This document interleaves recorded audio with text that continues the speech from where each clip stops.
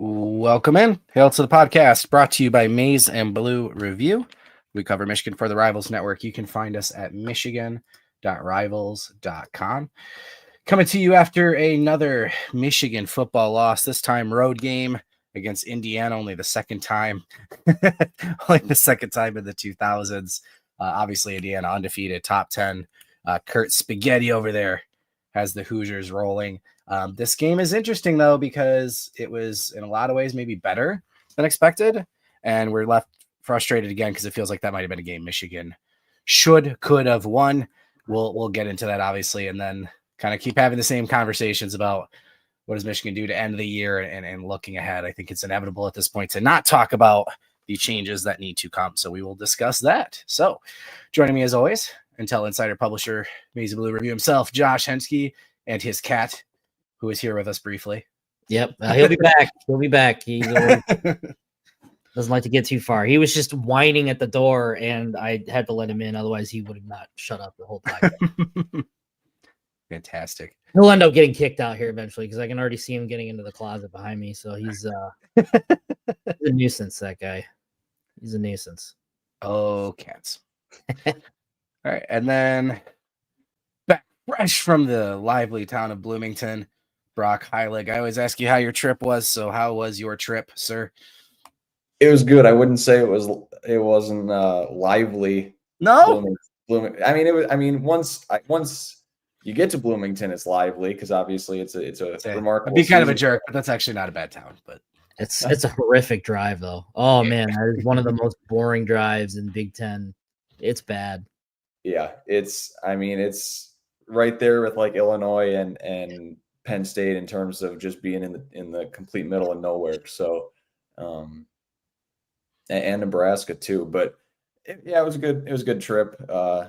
First time there in Bloomington, so it was cool. I think I was a little bit spoiled because I'm sure most Indiana games are not as exciting fan wise as it was yesterday. They were pretty riled up. So yeah, it was a good trip. Yeah, they are. I mean, it makes sense, but I can't remember if they're worst or second worst historically win percentage all time amongst college football teams. But with what's going on in that program right now, obviously they are excited. So let's start with some positives, Josh, and there's plenty to talk about, but I'm just struggling to be super emotional, right? I said it after the Oregon game. That's exactly what I expected. I don't know why people are shocked or whatever. And I came away actually feeling a little bit more positive when I think about it. I mean, obviously in the moment you're like, you gotta be kidding me, but I'm gonna start with the defense because I've been very hard on Wink Martindale this season. And he's obviously had moments of highs and lows, injuries, difficult schedule. We can talk about all that. But just some of the formational things and blah, blah, blah.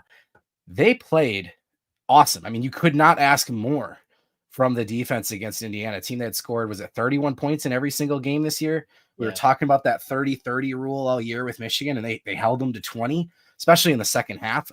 Good second half adjustments. I'm looking at Brock's face to the reaction to me saying that. And look, they didn't play a lot of guys in this game either.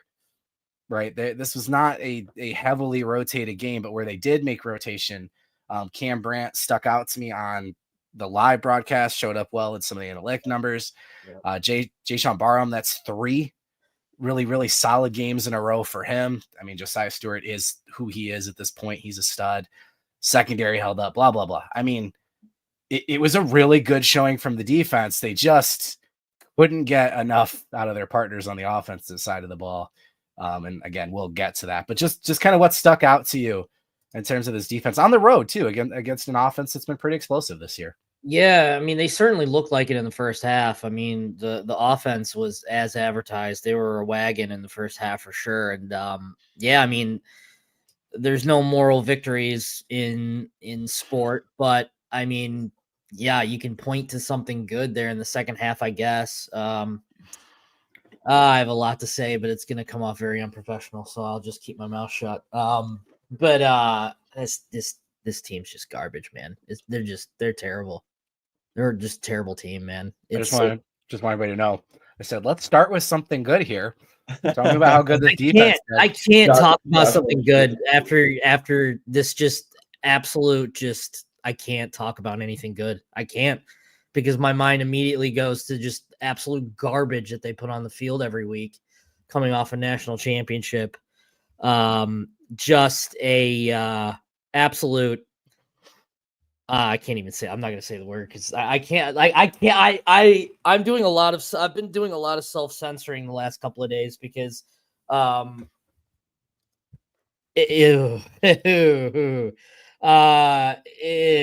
not great.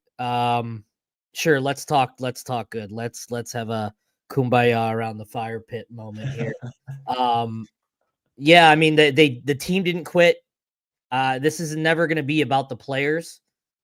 This is 100% a coaching malpractice. A just terrible. Just horrific. No one deserves jobs. Everyone deserves to be fired. Let's put it that way. Everyone deserves to be fired.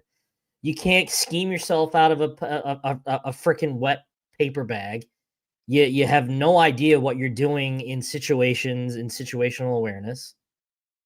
I mean, you can't learn on the job. You can't do that here in this, and especially when you're playing against the number 1 team in the country, the number 8 team in the country, the number whatever Texas is 5 or whatever, Ohio State, whatever. Yeah, cool. These guys don't quit. Oh, great. Awesome. Cool. But yeah, you're 5-5. Cool. That's awesome. Enjoy your poo pee pee bowl, wherever the hell you go to in at the end of December. But no one gives a shit. I don't give a shit. I don't care what happens against North. I mean, the fact that we're talking about Michigan potentially being bowl eligible coming out of a bye week is disgusting. It's disgusting. I'm trying so hard not to swear. Because the swearing just puts more emphasis on how effing embarrassing this program has turned into less than 1 year from winning a freaking national championship. Yeah, you lost everyone from that team. Who cares? Coach, develop talent. You got 4 freaking first rounders on that goddamn team, and you've got 5 wins to show for it. You got a quarterback that can't complete a pass, and we're celebrating the fact that they can finally complete a freaking pass. What is this, the 1930s? What are we doing here? This is, oh my God, this has just been bubbling since Saturday. Embarrassing. This is so bad. Oh my God, what are you doing during the week when you say you have a good week of practice? No wonder we hyped up the defense, because that offense is just embarrassing. It's a shit show. What are you doing during the week that you look at this team and say, wow, this is the product we're going to trot out there on Saturdays? Holy shit, boys. What are you doing? What is going on in these meetings? Are they just twiddling their thumbs, drooling all over themselves, going, oh, this is going to be good, boys. We'll run up the middle 3 times in a row and then throw to a wide receiver that shouldn't be on the field because you haven't recruited that position well. You haven't developed that position well. You don't have a quarterback. You trot out your magical running quarterback, and he gets hammered and fumbles the ball when you do anything good. You pee down your leg every damn week. I am so just tired of this malpractice that happens every freaking week coming from this team. Just embarrassing. The continuity, where the hell is it? Because it walked out the second Jim Harbaugh left that building. And no wonder he left that building, because you left with a rubble of crap. Jesus. I mean, my God, it's just every week there's something new to the bingo board you can add there. How will Michigan peel over themselves and trip over themselves during the week? It's just, what is happening during the week? What is happening at practice? What are you doing? What are you coaching? Like, what are you doing? Like, what is going on here? I'm trying not to laugh. It's just so I am No, so on the laugh. I don't care. I'm just so on the opposite end. I'm not mad. Like, what did you expect? I don't get it. Like, what did you expect? We're spoon-fed all of this shit during the offseason. Oh, this guy's looking great. This guy's looking great. Don't count out this guy. Yeah, where the hell have they been for 11 weeks? We get spoon-fed this shit every offseason, and we regurgitate it to everyone. And people buy into what we say. And guess what? We all look like assholes because these guys look like dumb shits on the field every week. Like we're all on the offseason, during the spring. Oh, these are the best 5 we have on the offensive line. Oh, this is the best 5 we have on the defensive line. Oh, Jayshon Barham, he looks like the next Devin Bush. And I'm not calling out individual players. It's this shit that we're fed every week, and we're supposed to eat it and say, thank you. Can I please have another bowl of your delicious shit that you're feeding me every week? It's ridiculous. I'm so tired of this. I am so tired of being fed this company bullshit. And it's happened before. It happened with Brady Hoke. It happened during the first couple of years with Jim Harbaugh too. Give me something tangible. Give me something to look at, because this is embarrassing. You got 1 year removed from all of this shit when people were talking about the sign stealing stuff, and that was the only reason Michigan was winning. And now to this, where they can't even, oh my God, if they coached themselves, it'd be a 0-0 tie against each other if they were to play against themselves, because it's that bad. I'm done. I'm done talking. I'll let you guys talk, because I said I want to be done before the Lions so I can actually watch good football for once in my life.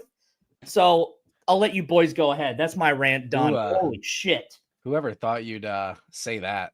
I want to watch the Lions so I can watch good football. The world. I'm just tired of it. We're fed this crap every week. Are you? And I'm supposed to regurgitate this like, oh, guess what? This intel we're hearing this week. Yeah, well, and look, you make me look like an asshole every week. Like, give me a freaking break.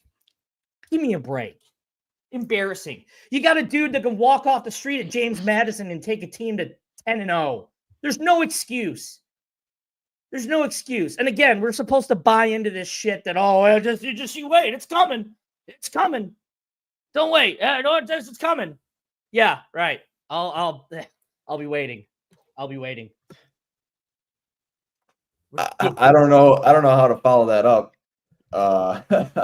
But I get the feeling I'm a little bit a mixture of both you guys. I think I fall somewhere in the middle.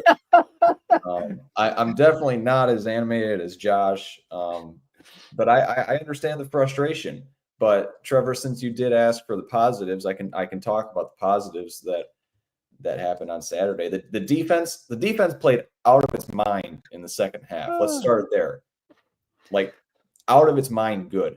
I don't know what happened in the locker room at halftime, because Curtis Rourke was just tearing apart Michigan's secondary left and right in the first half. And all of a sudden, Michigan came out looking like last year's defense. I think Indiana had 16 total yards of offense in the second half. Michigan was just shutting them down. Zeke Berry played very well in the second half. Cam Brandt had a few nice plays. TJ Guy showed out. There were some good things to look at there in the second half. But with that being said, I don't think there were many more other positives besides that. The defense played very well. The best it played all year, in my opinion, at least in the second half.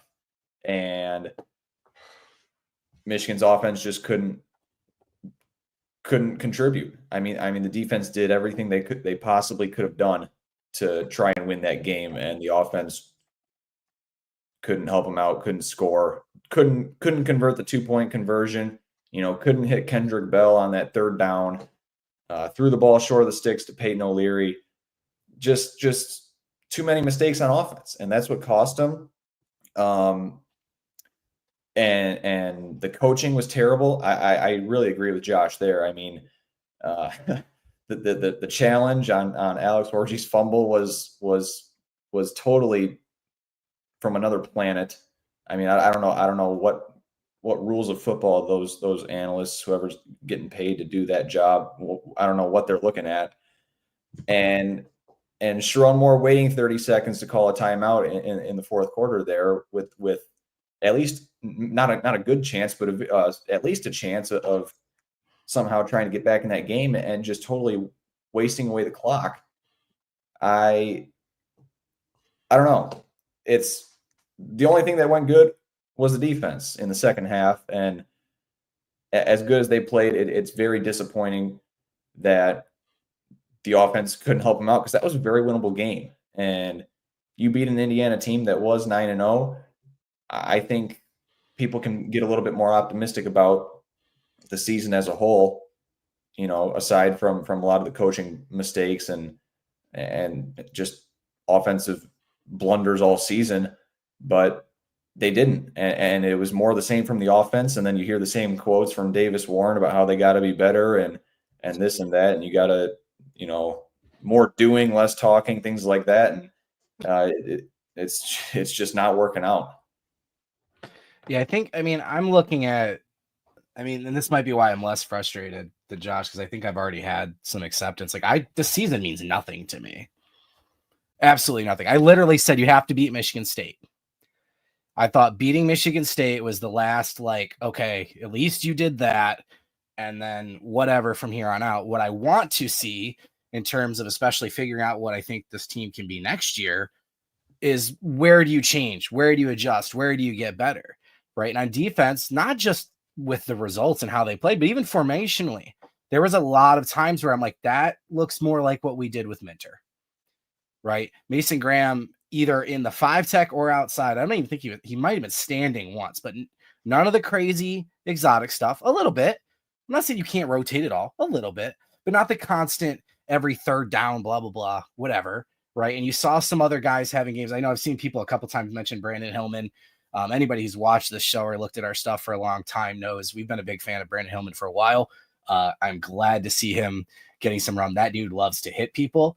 And I know Indiana fans probably were frustrated because of the targeting call that came against them later, which I don't know how to fix this, because you don't want to put too much judgment in the ref's hands, but you got to figure out a way that intent matters, right? That was targeting. It was textbook. He lowered his head, hit him, whatever. But ejecting him from the game for that seems absolutely crazy to me. He wasn't looking to hurt somebody, right? He almost hurt himself worse than anybody else. But Hillman, dude, textbook, getting his head out of the way, driving the shoulder, clean hits, man. That guy's going to be a football player. But look, on offense, Brock, you said it. They're getting worse as the year goes on. I think about the Fresno State game and the conversations we had about, okay, but this is going to happen, and here's what needs to happen. And none of it has. And even when they show a glimmer of okay, good play, that worked, they never go back to it. Kirk is so obsessed with this 4-wide formation and having only 5 offensive linemen in. And I don't know how many times I beat this horse this year, but when you are giving up too much pressure to your quarterback, who doesn't do well against pressure, why are you not putting tight ends in line? Why aren't you doing something to adjust to the pressure? They do absolutely nothing. We always bring up the Penn State game last year. Was running it 30 times absolutely stupid? Really? Yeah, it's funny now, right? But that's crazy. But even before that, the adjustments they were making with J.J. McCarthy and a much better offensive line, right? Once Gentry went down, Link had 2 really good games filling in for Gentry, and then he was back, had a really rough go of it. Obviously, Al-Hadi goes down, and they kind of flex there. The O-line just is what it is at this point. And it's tough. I don't know, chicken or the egg. Is it the offensive line not providing the protection? Davis Warren's never going to be JJ. He can make throws, but he misses open guys, he misses a lot of open. If you have an above average quarterback in there, you probably win this game because you hit some of those throws. And I know that's where Kirk probably gets frustrated, because he's like, even when I do scheme it right, something else goes wrong. Brock, Josh, sorry, I'm not trying to skip you on purpose, but I just know Brock specifically wrote. God, skip me. Brock specifically wrote about this. I never like reacting too much to when announcers say something a coach said, because we've seen in the past it's not always accurate, but more kind of added more clarity to this. And it's, I don't know what the right word is for this, but the running back situation where Mullings was essentially downgraded to a special teams player to start this game. I know statistically Edwards has had probably better games the last few games. I would argue that's because Mullings isn't getting the early downs and not getting a chance to get warmed up and get going. But I mean, whatever. What in the world? I mean, we've been talking about the decisions of this staff, whether it was Crippen and Dom or Link at the right tackle. We know the quarterback situation all year. Kalel Mullings has proven to us he's RB1, blah, blah. What in the world are they doing with the running back position? Even Ben Hall's out there before Mullings. Like, people are literally messaging me like, did he get suspended for the MSU thing? Like, is he in trouble? What is going on here? Tell me from what you saw and what Moore said. What in the world, man? The only thing, my personal opinion, I don't want to speculate too much, but my personal opinion is that he's banged up, because the coaching staff can't possibly be that dumb to the point where they essentially take him out of the. I want to put it for those listening. Josh's facial reaction was pretty good. Well, maybe they are. I don't know. But Chiron Moore said after the game that, he was asked, "Hey, why was Kalel Mullings really not a big part of the offense? He didn't touch the ball in the first quarter for the second straight game. I'm not sure how many touches he had in the first half. He did pick it up a little bit in the second half, but I know he didn't have any touches in the first quarter." And so Chiron Moore was asked, what's going on there? I mean, Trevor, like you mentioned, this was your early down back, at least partially in the early parts of the season. And all of a sudden now he's hardly a part of the offense at all. Like you mentioned, downgraded to a special teams player essentially. And they've completely taken him out of the offense. And Chiron Moore says, yeah,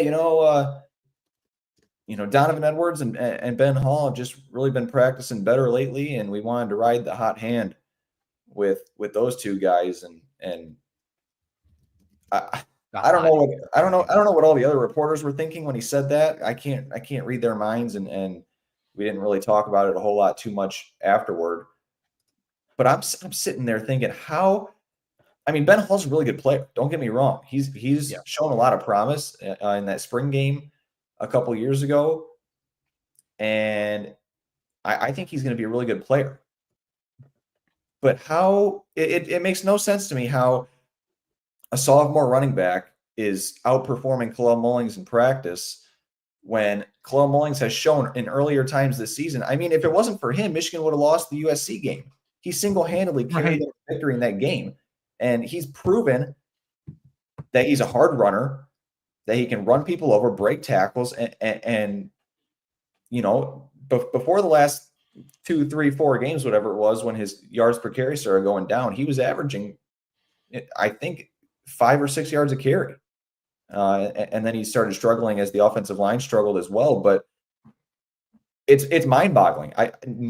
There's not one decision that this staff makes where I think everyone is in agreement that it makes complete sense.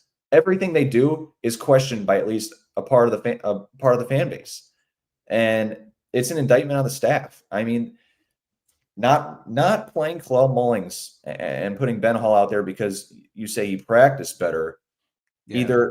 Either, like I said, my opinion is Kalel Mullings is hurt because not one person who watches Michigan football could possibly think that. There's just no way. So I don't know. That's my take on the running back situation. I mean, it's just mind-blowing how this season has gone, really.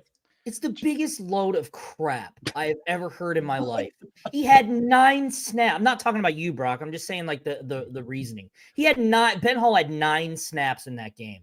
And to act like he practiced better, Mullings had 23 or 22. Like, that's the biggest load of crap I have ever heard in my life. You're trying to pull magic out of thin air where there's none to be had. It's just, again, it's the feeding of the crap. You don't get access to this program, so you got to take what they give you and say, thank you, may I please have another? This is what happens when you don't have access. This is what happens. You get this crap fed to you each week, and you're supposed to say, this is what's happening. It's ridiculous. And again, what are we doing? What are we doing here? You don't know. They don't know what they're doing. Like, you can't say that Ben Hall practiced better all week and then give him 9 freaking snaps. Yeah, you gave Donovan like 43 or whatever, the biggest out of all of them. But again, stop feeding us crap. Like, just stop. It's just it just makes you provide these, and I'll give Brock's tweet for example, the one about I think it was about the timeout, right? It was the one about the challenge, or was that about Mullings? I can't remember. But it's like they feed us this crap and we post it online, and everyone's just like, what the hell are you doing? Like, they see right through you, and everyone sees right through you, because again, when you have a no access program, this is what you're going to get. And it's been this way since the beginning of time. It's not just recently a Chiron thing. It's been this way. And this isn't a Chiron problem either. It's like, it's been this way since the beginning of time, where there's no accountability. And again, we're just supposed to sit here and just be fine and be adequate with what we're getting. Like, I got nothing. Like, how are we supposed to accept that excuse as okay? Like, why is that okay? Yeah, I mean, there was an accidental admission in that, which was they haven't been getting Hall enough carries this year. Right? Yeah. Yes. I mean, that's the bigger problem. Like, if you're just being honest, and it's like now you're like scrambling to figure out how or when you're going to do it, I guess. I don't know. There's just even more than 9 snaps. Yeah, like you said, in a position to succeed, man. Like, you're just setting them up to fail. Yeah. And then everyone just craps all over these kids and say it's their problem. Right. And I'm not the type of person that's going to pick apart a kid and, publicly shame him like that. I mean, yeah, quarterback play has been bad, but that's not their problem. Like, they're getting set up to fail. And here we are, 5-5 heading into the final bye week of the season. Failed. Well, Big failure.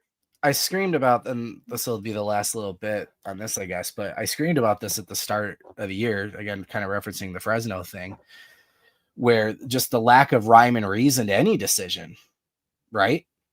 Like, and in my defense of Davis Warren was, look, and I still say the same thing. If you're not going to adjust the offensive line, if you're not going to scheme to the strength advantages that you have with tight ends, and again, I don't want to bash players. Like, O'Leary and Bell have made plays, right? But Fred Moore, who I think very well could be the best wide receiver on this team, makes a play early in the game and is never seen from again. And I still don't understand why Fred Moore is not getting out there. Right. And your point, when we have questions about this, ridiculous. The pushback is either an answer that makes no sense, or the stuff that, like, on defense that we got from Wink, which is really frustrating. Like, we're dumb for even asking the question. I've coached for so long, and oh yeah, you guys don't know what you're talking about, blah, blah. It's like, come on, man. Come on. And I do think some of it, here, I'll grab this real quick because we're on it. Mr. Jones, offensive philosophy has to change. This team hasn't smashed anyone. Yeah. And I mean, I don't know where that begins. I don't know if it begins with one of the few things they were candid about, Josh, to your point, this offseason going into camp was the offensive line. Yeah. They were concerned about the offensive line. They said that. And then through camp, it became, oh man, we're really happy where the depth has risen there. Like, we thought we only had 7 or 8. We're definitely in that 9 to 10 range where we wanted to be with the guys that we have. And then we find out Dom is potentially taking the center job, and we're like, what? Yeah. And then Link is potentially taking the right tackle job, and we're like, what? All of the signs were there. Yeah. And again, it's and maybe it's just gullible on my part, but the spoon-fed crap that we're being fed bought right into it and saying, hey guys, this is what we're hearing. It makes like, let's be honest here, with a little inside baseball here for everyone. You know, we're obviously trying to sell a product here. Obviously. I mean, that's why we're here. That's why we do this. We're trying to sell subscriptions.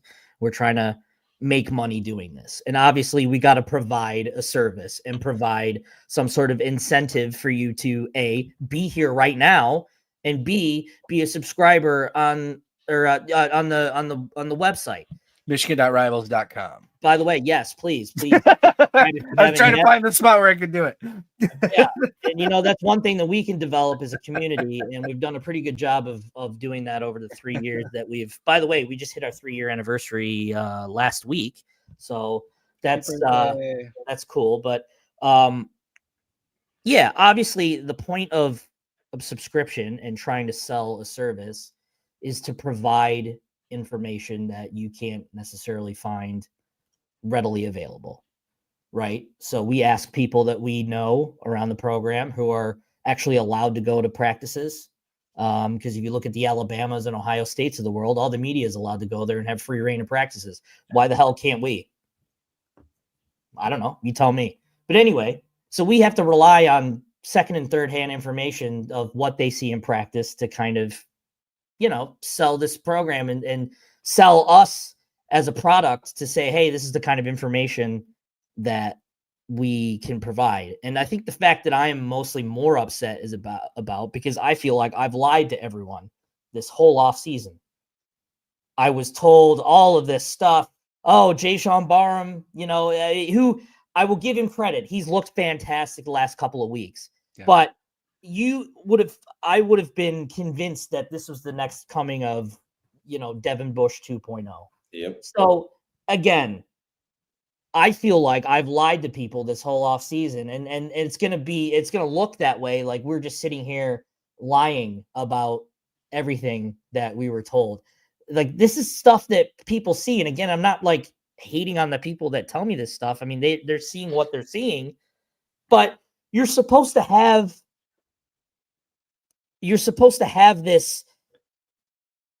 this level of growth that like where things actually happen how they're supposed to happen. I mean, like you mentioned the offensive line. I mean, they've been not good, but they've been good enough to win games. It's just Michigan hasn't made plays to do that. So yeah, I mean, they've got reasons to be optimistic about the offensive line. They've been good enough to win games, but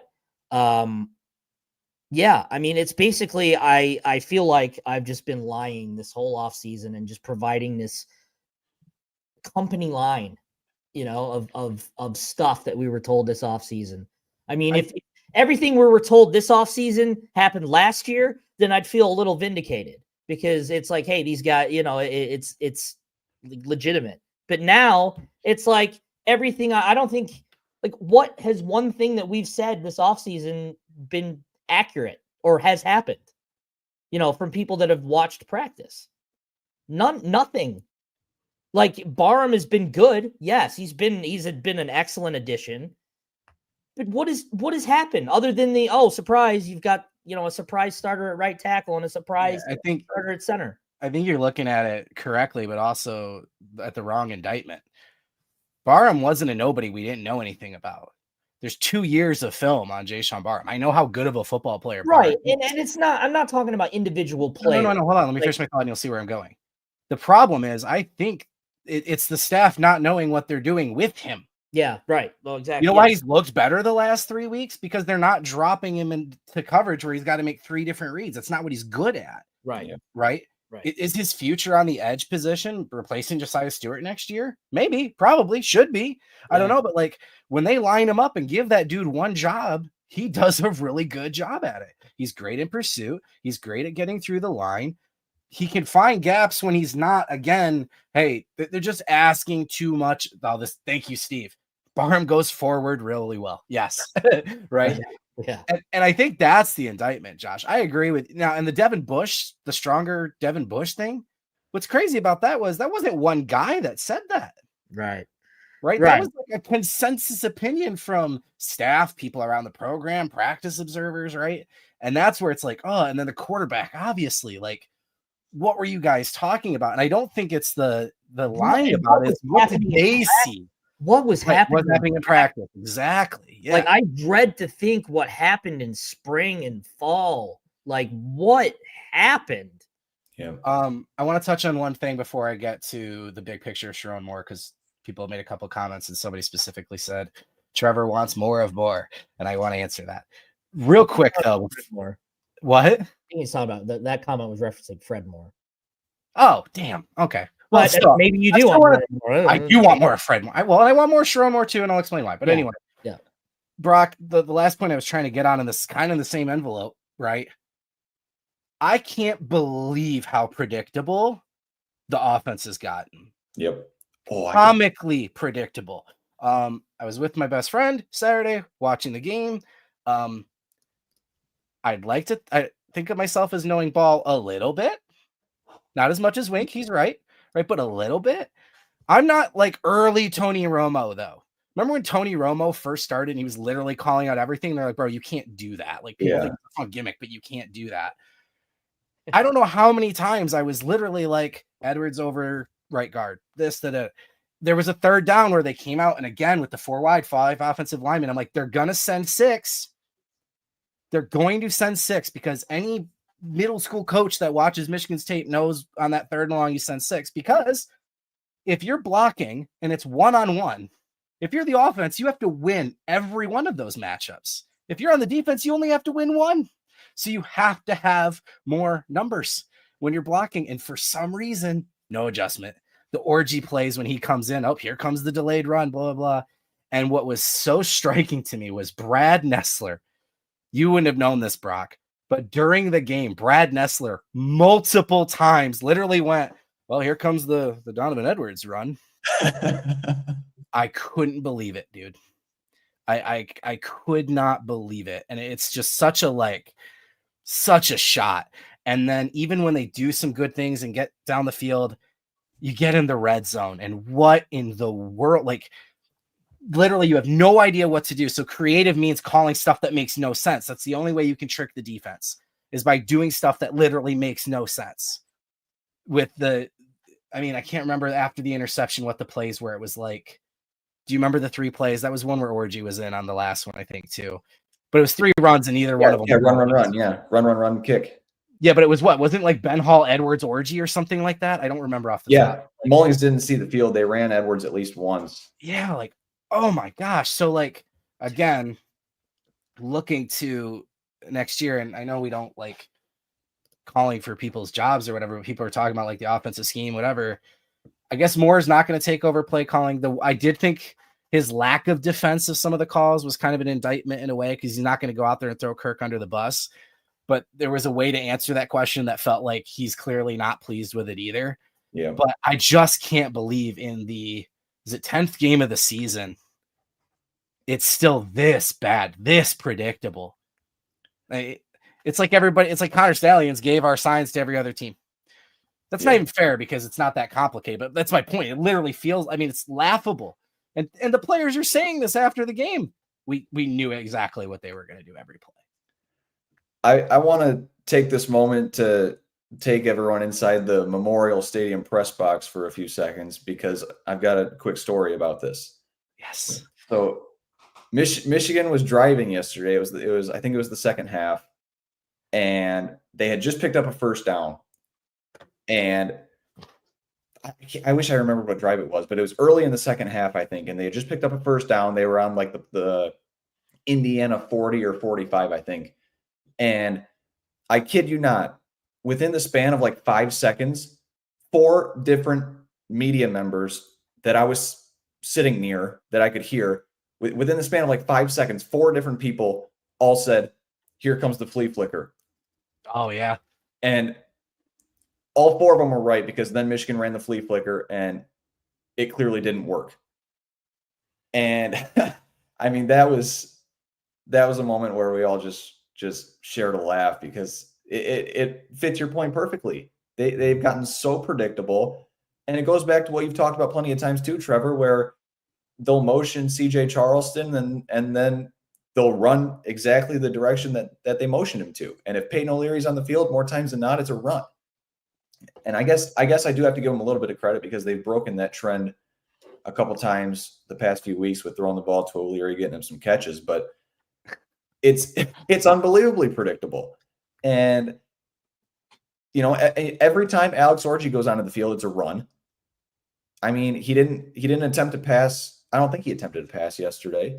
No, he didn't.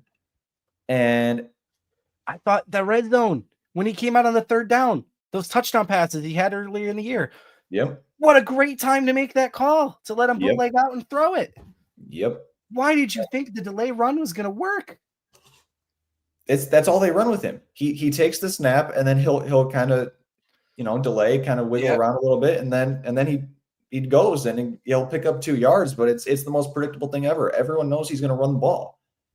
I don't get it. And like you said, I'm not going to sit here and call for Kirk Campbell's job or anything, but I mean, it's getting to the point where a lot of these fans, it feels like, could do a better job play calling, if I'm being honest. Like, at least some sort of creativity or unpredictability would be better, but it's so bland. It's just it's gotten to the point where everyone knows what Michigan's going to do, and I don't know. I thought it was weird too how they went to Loveland on the first 2 plays of the game, and then he finished the game with only 4 catches. But yeah, it's gotten very concerning. I don't know. Yeah, he had 10 targets, but I mean, again, it was just, I mean, 3 of them were into contested coverage. It was just, you get the point where you're locked in and throwing it to them, and they don't go vertical. And again, the constant same formations and not adjusting to what the other team's doing. It cannot happen again. Right. I think, and I'll make this my big topic then, as far as Moore. Chiron Moore is not getting fired this year. No. You guys, I mean, anyone in the comment who wants it, you need to accept it. He will not be fired this year, unless barring something off the field or something, whatever, that forces their hand, a for-cause situation. He's not getting fired this year, guys. It's not happening. No. And look, I've defended, I think, that not only the tough, and again, I'm not trying to make excuses because I'm with Josh, like, the excuses would only go to a certain line. You're beyond that line where excuses protect you. The injuries have sucked, blah, blah, blah, but you shouldn't be 5-5, right? Just a fact. But I've talked about the late transition when Harbaugh left, some of the guys he took, and this giant umbrella that we're guilty of too, of putting this continuity thing over him. I don't think that was fair. The one good thing about this year, that's gone. This is your program. You have the offseason. Build it the way you want. The reason I'm optimistic about him is obviously all the work he's done off the field with recruiting. And, you know, he has shown very clearly that he can say, here's my plan, here's my vision, and then go out and execute it. People have asked, do I think that hurt him on the field? I think that's a very fair question to ask. He even admitted, I want to give him credit, and I can't think of his name. Who's the news station guy that talks to him? Anyway, if anybody thinks of it, cool. But he was speaking with a reporter one-on-one, and he said he spends 50% of his week on it, right? And Josh, we've talked about next year, he won't have to do as much. I think, golly, thank you so much. Yeah, I wanted to give him a shout out because he's fantastic. Yeah, Brad Galley, yeah. Yeah, thank you so much. I think he now needs to do to the staff and not just like coordinators and position coaches, what he did with recruiting top to bottom. They're so unorganized logistically. Brock, you brought up the challenges. Moore is trusting a lot of people right now that are letting him down. Yep. I mean, that's just a fact. And you can see it. I think about even Harbaugh pre-2021, you know, when the play calls are getting in kind of late and there's 12 guys on the field, there's 10, and it's like they're either the right people aren't in the right spot or you don't have people in certain spots, whatever it is, it's a mess, right? And that timeout at the end, when that was happening and he wasn't calling the timeout, I remember thinking, you know what? I don't hate it. It's 2nd and 2. It's a terrible waste of time, but if they get the first down, it's over anyway. You're willing to let him see if they get the first down and then use the third timeout. I don't hate it. At least I get where his logic's going. And then the timeout gets called 25 seconds in or whatever. And I'm like, wait, what? At that point, You had already let all that time tick off anyway. You should have just gone on with it at that point. Yep. And his just I can't think of the word now, but his reasoning for that, he was saying, "Oh, we were talking about this and that," and that was just like, again, another light bulb moment of, you don't have somebody in place telling you to do this or do that, or it's just unorganized. I even joked with somebody, I'm like, you know what? They've had so many issues with when they've called timeouts this year. I wonder if he looked up at the scoreboard and thought, oh God, I have 3 timeouts. You know what I mean? And yes, It's just a ton of mistakes for a first-time head coach. And I'm willing to let him make them this year because you don't have a choice. He's coming back next year. And I still believe in Moore. And I think he has to make all of those changes. If he doesn't, that's a huge indictment, right? He has to make all of these changes on the staff that he did similar with recruiting. This is a good point too, Don. There should have been a penalty for delay of timeout. What do you guys do? There was a penalty, but this too, John. I've said this as well. This is what I think. He needs a Biff Poggi. Literally Biff Poggi. I don't know. What really turned things around for Harbaugh was, one, a defensive coordinator he didn't have to worry about, the head coach of a defense. Yep. Could that be Wink? If I think you got to get a safeties coach. The designated special teams coordinator is insane, especially in this era, Josh. I think you said this on our boards. Like, when you can hire as many analysts as you want and they can coach practice during the week, how do you have a designated special teams coordinator? Asinine, right? Yeah. Lamar Morgan needs help back there. He needs a safety coach, right? What other staff changes you make, whatever. If you get to a spot where you're like, you think Wink you can still do it, fine. On offense, you literally went up the ladder at every single spot. New head coach, new offensive coordinator. The 1 year at Old Dominion and he got fired doesn't count for Kirk, right? So he wouldn't be the offensive coordinator on any other team but Michigan. And then, Newsome, I like Newsome a lot, and new offensive line coach. So at the 3 most important positions on your offense, especially a team that likes to run the ball and being strong at the offensive line, you had all new people and it didn't work, right? He needs a Biff Poggi, a right-hand man, right? It can, not on the staff, just an assistant head coach of some sort. He needs a Ben Herbert, not literally like that Justin Tress can't do the job of strength and conditioning, but another head coach like figure that he can trust so he can go do the things he's good at. He's just got to find people to fill his weaknesses so he can focus on his strengths and whatever. The Brennan Marion thing, I am the president of the Brennan Marion fan club. I don't think he'd come here. I don't know if it'd be the fit, whatever, but I don't know if they'd even offer him, but I love Brennan Marion. We can talk names. It'd be stupid at this point. There's names. Also, we've talked about this too. Wink is the second highest paid defensive coordinator in college football. The NIL money that's being out there talked about, like, money shouldn't matter. Who's the best offensive coordinator for this team? Chiron Moore. Who is it? Go get him. Who's the best whatever coach? Go get him. It's that simple for me. I don't think it needs to be negotiated. But anyway, I saw my name somewhere. If Moore doesn't make these changes hey Darbo. If Moore doesn't make these changes this offseason, how do you see next year? I don't know. I don't know. It's impossible to predict. No, and we brought up too, Darbo and I have been watching some tape on some wide receivers. I think it's Cal Cunningham's like the number 1 receiver in this class. I can't remember his first name's Cal. They think he might flip to Ole Miss, whatever. Dude is just filthy. Ryan Williams, Jeremiah Smith, that kind of level. And I said, you know what? If you bring in receivers of that caliber, right, and a quarterback of whatever like you have that much talent, they can make you look like a good offensive coordinator because those guys can go out and play backyard football and make the play. So obviously they're going to have to add talent in the portal. They're going to have to close out the recruiting class strong. But I'm not even going to try and predict because the way things turn over in college football is absolutely wild. People dropping things.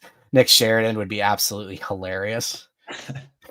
But again, I wonder like how much of that is Sheridan, how much of it is Kalen DeBoer, how much of it is being at Alabama, right? Like what made Jesse Minter so brilliant was Caleb Cunningham. Thanks, Darbo. Everybody, shit on him because he was at Vanderbilt for a year and all this guy was just a DB coach for the Ravens. He was a genius. And we see that now, number 1 coordinator in the NFL. So Anyway, yeah, I don't know. I don't know what all those changes are, but some of them have to come. I still have hope they will, because you don't really have any choice but to, Brian Gracie. Yeah, I don't get that one just because he's a Michigan dude. Anyway, so North, we got bye week coming at a great time. I've seen some more recruiting questions. I don't know if we're gonna do a separate podcast this week. Maybe. There's still a lot of stuff coming in. This was obviously going to be a really difficult weekend for Michigan because a lot of commits and targets are taking visits elsewhere. I know some people have already mentioned some competing sites have put in some predictions around those. So Monday's always a good day for dust to settle and for us to get some coverage on that. So Michigan.rivals.com. I posted about it before we even went live. So okay. Yeah, I am expecting Ivan Taylor to flip to Alabama, and then Grayson Littleton I'm also expecting to go to Texas. Yep. Michigan basically felt like that was pretty much wrapped up when he came out of his visit, but they just had to survive the Texas weekend, and they obviously didn't. So, yeah, I mean, Michigan has like 4 DBs committed right now. Texas only has 1. So that's a pretty easy decision to make if you're looking for quick playing time there. So, yeah, I mean, whatever. And Michigan has a potential of adding another one in Elijah Dotson anyway. So, still out there. There's a couple other names too. Yeah. So and it's going to be busy. That's, I mean, the bye week, the second bye week comes at a good time too, where they can really focus on that. I have no optimism in terms of what the team's going to do differently coming out of the bye. I think that was the biggest indictment for me with the Illinois game, right? Yeah. I was mixing them in Washington. Washington was before, and then the bye came and blah, blah, blah. I couldn't believe that was the performance out of a bye. So I'm not expecting different, Will Johnson's ability. If he doesn't play out of the bye, I don't think we'll see him in a Michigan uniform again, which is a bummer. And on that note, real quick, I've said it before, I'll say it again. The dude's hurt. If he was opting out for business reasons or however you want to put it, he would say so, and he'd have every right to say so. They're not playing a game here. The dude's been going through some injuries, so we'll see. I think that's been kind of the shoot for date. But yeah, that Northwestern game, guys, I know, Josh, you said, like, who gives a crap if you get to the poo-poo bowl? I believe you called it. Poo-poo pee-pee bowl, to be I mean, I'm hoping for Pop-Tart because that's hilarious.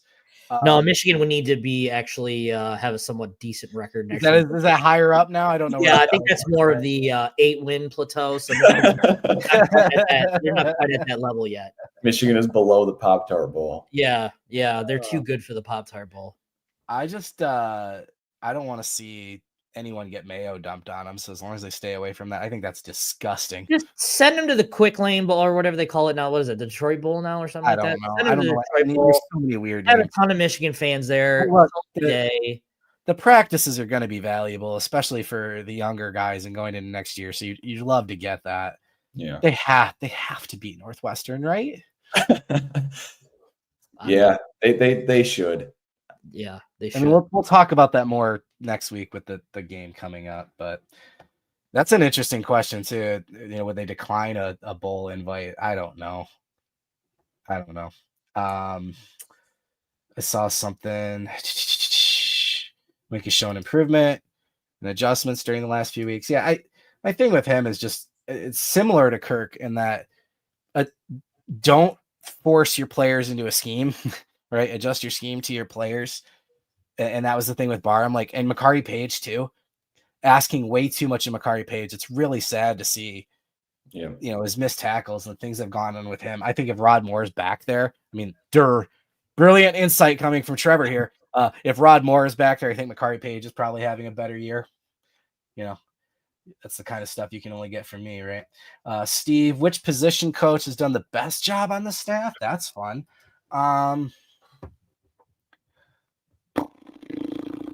Kasula would be my guess, but yeah, I'd say yeah. It's so hard for me to give Lou a ton of credit because Mason Graham and Kenneth Grant were what they were, Derek Moore and Stewart to an extent. But I mean, I think what you've gotten from that group and the rise, when I'm thinking about from like a development standpoint, TJ Guy has been hyped up for a couple of years. He's gotten the most out of TJ Guy. Cam Brandt has really come along. Yeah. Cam Brandt looks really good. in the last few weeks in his rotation role as well. I think Lou's done good. He's recruited well. I think Lamar Morgan, as rough as the secondary has been at times, shout out Zeke Berry, who had a great game against Indiana. I think you've seen moments of growth with some of those guys. And again, recruiting wise, I think Lamar Morgan's doing a great job. And when you just think about, I've said this before, last year you had Minter and Klink and Jay and Minter's dad and Mallory and all these guys helping with the defensive coaches. And it's like Morgan feels like he's on an island there. I think he's done a really good job. Kasula is probably a fair shout out because of Hogan Hansen, which should be playing more. I've said that I'd play all 4 wide receivers as much as you possibly could. I'd probably give it to Espo just because the edge play has just been so good. Yep. Espo. Lamar Morgan needs help. They need a safeties coach. He can't do it all by himself. No.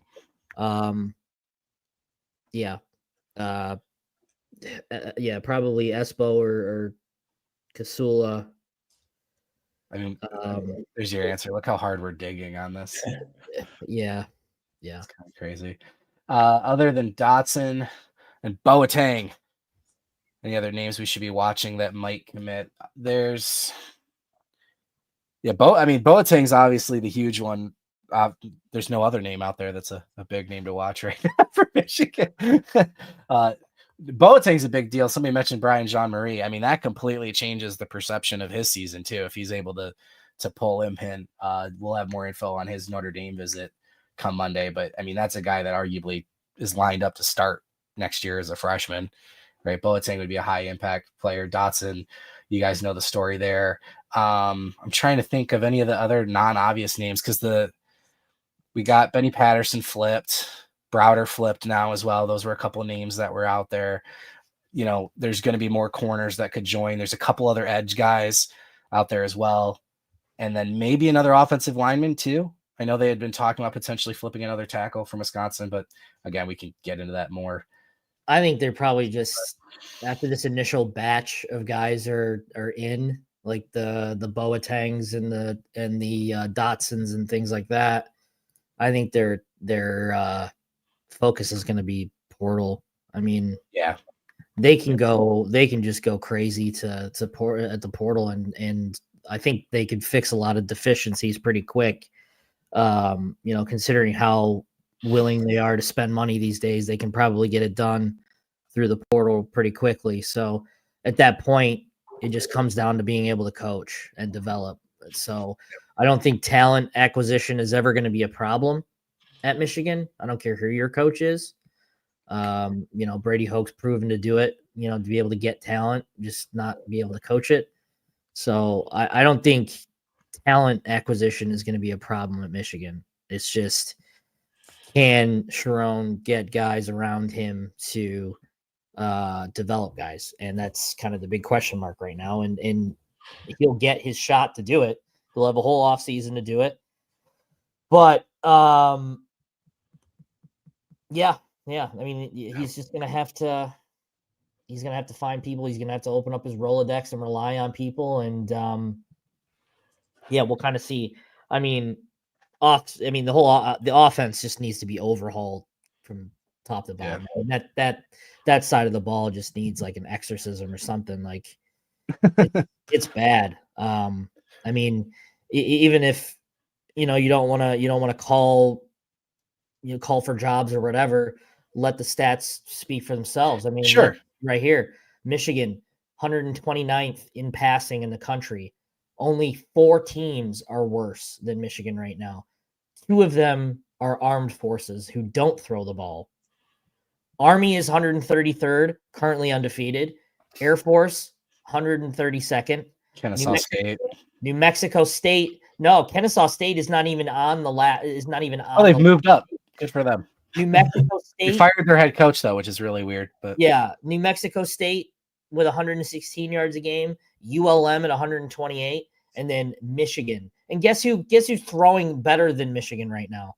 Navy is throwing better than Michigan right now at 136.9. Guess who else? Iowa with 138.9. Florida State is throwing better than Michigan right now. Wow. Oklahoma, 109th. That's how bad Oklahoma is? Yes. So if you don't want to necessarily call for people's heads or whatever, let the stats and the production speak for itself that changes need to be made. So, well, we've had this conversation before too, and I've said, I think this is the third time I brought up those Wink comments. Not that they bothered me at all. It's not about you versus me, man. It's you versus your peers. And that's, I mean, Josh's point with statistics like that, and that's where you rank. The scheme is not different. The scheme has not changed. It's the execution has changed. You don't have JJ. I can guarantee you a serviceable quarterback would change the trajectory of this team tenfold. We would be talking about a competitive Big Ten program here if they had a JJ-like quarterback. I believe the big difference out of this team is that they don't have a quarterback. You can, when you have an offense that they act like they do. Right. Well, that's exactly what we've been talking about. It's to his point. That is what's changed. They're making Davis Warren throw more than JJ ever did. They're not giving him enough protection. They're not giving him extra protection like they ever gave to JJ. When they do run the ball, we're not seeing the power. We're not seeing enough of the pin and pull. The only motion we see, Brock brought this up, the ridiculous CJ Charleston, Max Bredesen stuff. Like, what is the point in any of that? Like, in his point, I would be happier if they came out with 7 or 8 people on the offensive line every single play. And sometimes the tight ends leak out and there's 2 or 3. Because why are you giving the dude 5 options anyway? He doesn't go through progressions. Yeah. And he doesn't have enough time. Why are you sending 5 people out? It's insane. Anyway, sorry. A quarterback, say a serviceable offense covers up a whole hell of a lot of warts that you have defensively. Right. The fire that's in Wink's corner right now is due to the fact that he can't do this by himself. Yeah. Defenses cannot win you 12 games. They can help you win 12 games, but they're not putting up 30 points a game. Michigan's offense sure isn't putting 30 up points a game. Even if they're averaging like 21 points a game, which is absolutely embarrassing. No wonder you're basically asking, and this is where I'll give Wink a pass, where I don't think he should be fired, because you're asking Wink to salvage a game when your offense is doing absolutely nothing. Absolutely nothing. So, all right, if Wink, okay, I'm getting angry, boys. I saw it. If Wink is not the answer, you're getting outscored every game. You cannot win a game if the other team scores more points than you. You're asking Wink to be perfect with an offense that can't even just do normal routes. Wink is. Oh my God! I think I'm taking crazy pills. Wink is not the worst DC in college football. Are you freaking kidding me? I almost dropped the F-bomb. Holy shit! Stop being lazy with your takes. It's like, good God. And he didn't. Your average fan, he didn't. I agree. Didn't line up. It's ridiculous. They are trolling you, Josh. You're on the offense. The offense is they haven't scored 30 points this year. You cannot do anything defensively if your offense is not giving you complimentary football. Your punter can't kick a ball 30 yards to give you good field position. You've got so many things going against this defense this year. You got Will Johnson, who can't stay healthy. Poor guy. That guy is banged up, can barely walk, and people are calling him soft. How stupid are you? Thank you. Some of you are absolutely stupid, dumb as shit. If you're calling Will Johnson soft because he's got multiple injuries that require off-season stuff to get fixed, and you're calling him soft. Like, I'd love to see one of you, like, just trolls out there to go out there and try to do what he does and call him soft. Or, hell, even go up to his face and go, hey, Will, you're soft. I'd love to see people try that, which is ridiculous. It's just, oh my God, just people are so stupid. It's just try to think critically for once. Just people try to think critically for They once. literally 4 first rounders and were triple digits in every defensive category. It's literally a top 10 rushing defense. That is absolutely false. That is 100% false. And look, I've been hard on Oh Wink. my God, that is so false. I think my difference with, again, moving forward, potential offense, defense, I think there's things with Wink that Chiron Moore can talk about that can change. Shut up, Bradley. Go away, moron. I didn't see the last one, but they're banged up. Look at the injury list every week. They're banged up. They haven't had a full deck of cards the whole season, literally the whole year. Since spring, their best player, their anchor, Rod Moore, gone. You're playing guys. You do not have like for like replacements. Who's your Mike Sainristil still like for like replacement? You don't have one. Well, no, we specifically talked about Zeke Berry and McBurrows and somebody else. Like that was going to take 3 people to pick the spot. Instead, it's had to be Zeke Berry all by himself all year. Yeah, it's ridiculous. It's just so stupid that some people are just absolutely just like the lowest common denominator, like the lowest fruit to take. Like next thing you know, you're going to blame Ward for not punting the football correctly. Like, come on, give me a break. Does Wink even know what a football is? Yeah. maybe he doesn't. Maybe he doesn't. So, whatever. Just give Michigan an offense somehow, some way. I don't even care about the scheme anymore because you can totally change the scheme in about 2 seconds. What's and you get improvement? It's all about the calling. Right. About the play calling. It's about execution. I was with my buddy Bellino and Lomas Brown and last week, and he asked me what the identity of the offense is. I'm like, but there isn't one. There is no identity with the offense. Like we're talking about, the scheme. What's the scheme? How would you define it? There's none. There is none. Yeah, it's bizarre. So yeah. Anyway, all right. I know this was a rough one. We had a lot of good viewership, high viewership at the end here. I'm assuming maybe some people were throwing out, dude, you got to come see Josh Henschke. Nice little bookend, start and finish. You're good, dude. Just idiots. Like, at least if you're going to bring facts, at least make them correct. Like, don't be an idiot. And some quick props for, since we're on the defense, Jesse Minter, first defensive coordinator in 40 years, less than 20 points allowed in his first 9 games. Yeah, he's a savant. But Connor Stallions, bro. Yeah. Yeah. Dude, hey, look, again, leadership starts at the top, and look what LA's got right now. A good leader. A good leader. So, hey, look, I mean, he's going to be coaching a team at some point. Hell, maybe he might not be a good head coach, but he's a damn fine play caller. I always worry about that. The savant coordinators, like, because you can never get another coordinator to do what you do. Right. So, like, I think about that with Ben Johnson too. And I want to make this point too, Craig.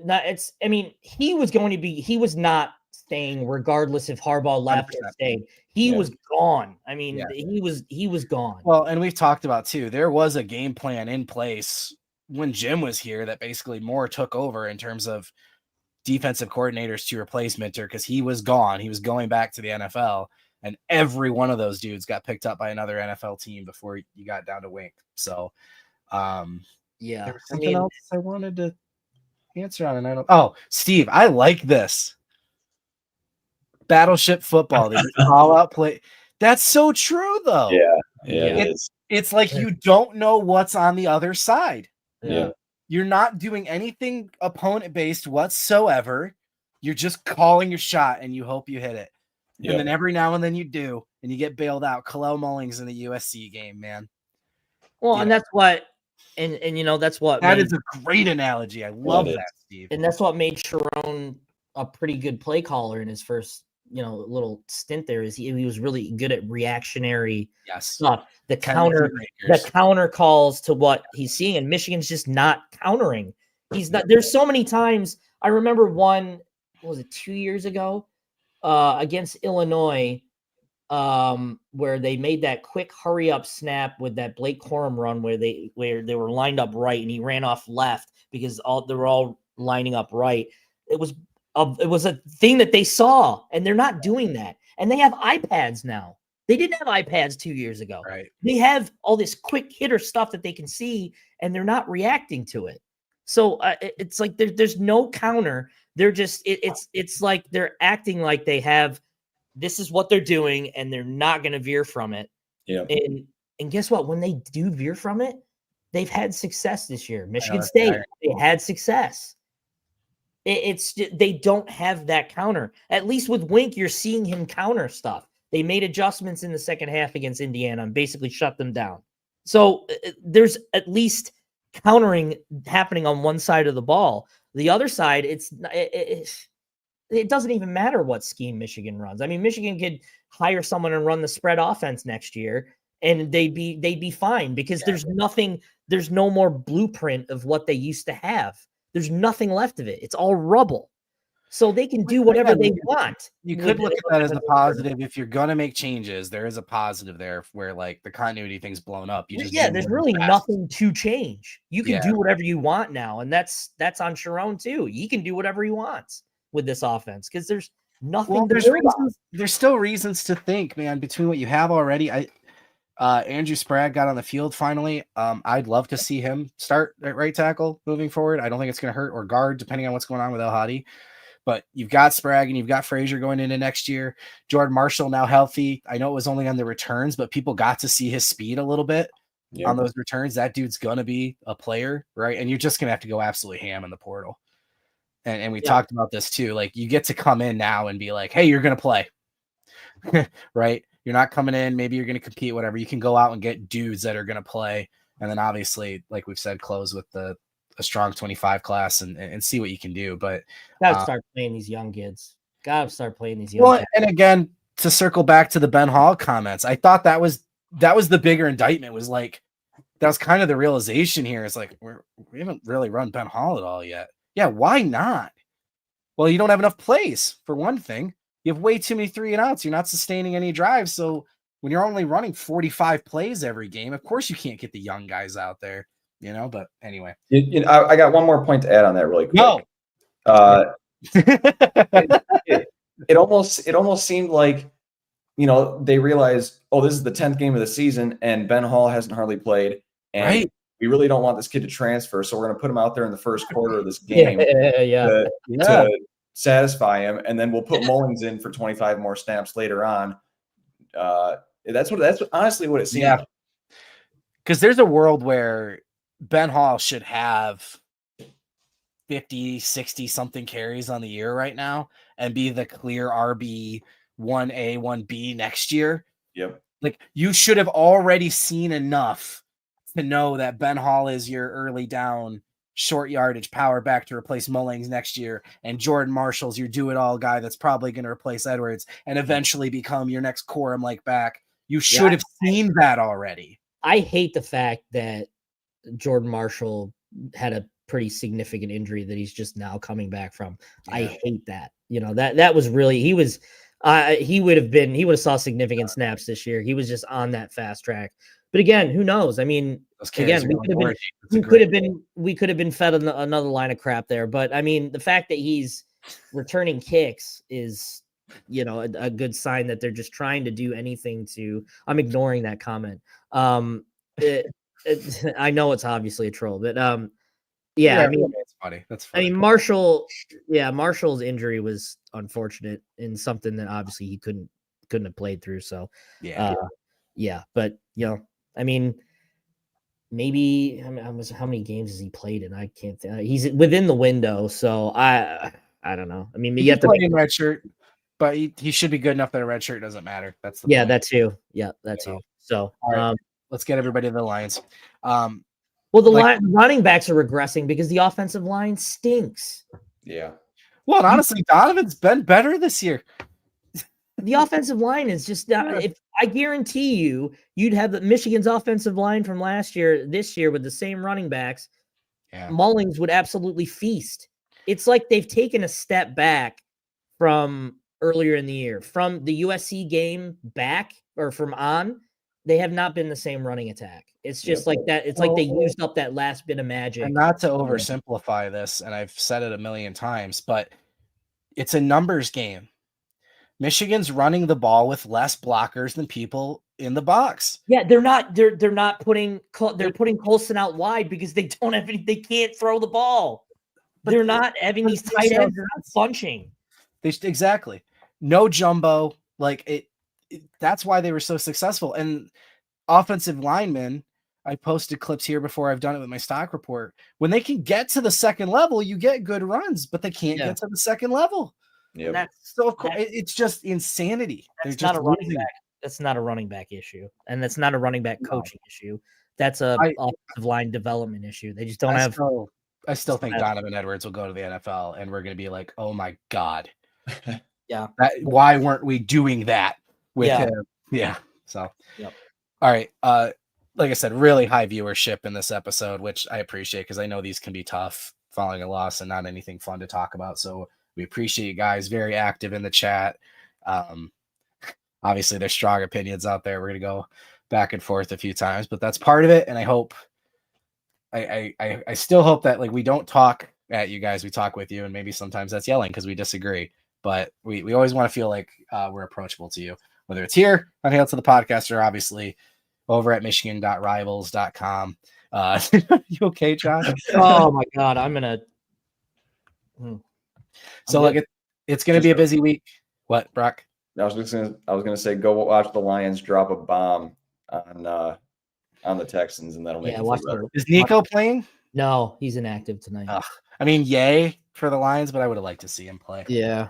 So happy for that. Well, obviously not getting hurt, but was literally the best receiver in football before he got hurt. Cool. But all right. Didn't get on basketball tonight.